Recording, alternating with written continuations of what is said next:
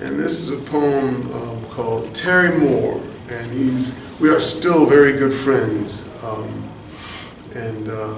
It's a poem of memory and a poem of football. And this is me piggybacking off of Ron's piece.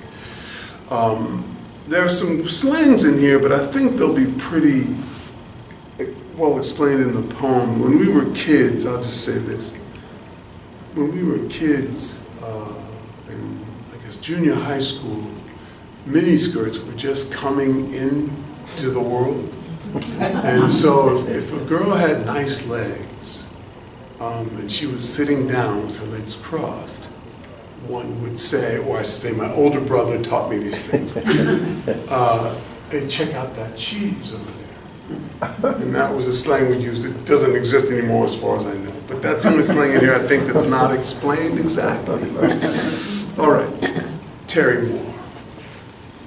Our moms got us together at Woolworths. Remember? Cheeseburgers, summertime, 1967. 12 years in the world. Mostly we burned for football, to get it and move, to shake anybody that wanted to bring us down. 6 points was all we needed, and time to find the future where we'd be badass superstars. We thought it was hard being young with adults running things, and it got harder not to think about girls and which words would bring them close to our hands. Miniskirts. Remember checking the cheese in study hall? Marna Evans. We had no idea where those legs could lead. If it weren't for movies and the legends of our big brothers, we might never have believed in smooth whispers, long kisses, and maybe even now we'd be dreaming only football.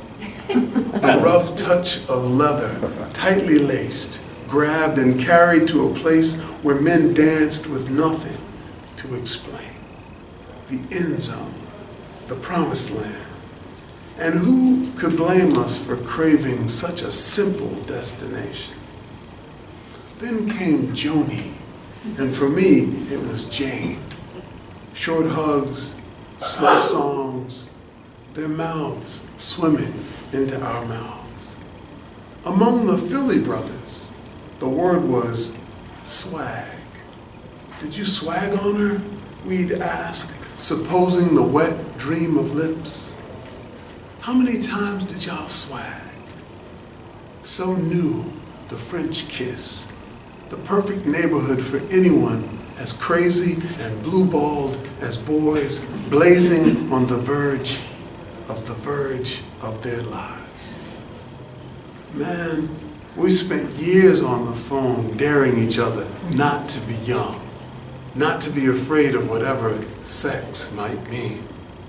That paperback you found, Nurse Nadine, the way she treated her patients, what exactly was a blowjob? And how long would it be till we knew? Our fathers were scary men, younger than we are now, and ready to make themselves clear without saying anything. Especially when we got too cool to listen, too big to hear. Did they believe in sex the way we were starting to? Was there some secret living softly inside their fists? My father loved my mother. It looked so simple, year after year. The kiss goodbye after breakfast. The kiss hello about 5. Conversation at dinner. TV until time for bed. It's pretty clear I didn't know much about my parents. Just that they were usually nice people and mostly on my side. And this makes me wonder just how blind I'm gonna be, because these days I hardly see anything the way I saw things back then. And bruh, my eyes are wide open. The NFL will never see us. I can't do half the moves we used to do. Loose leg lean, that cutback stutter, short grass lit beneath our simmering feet.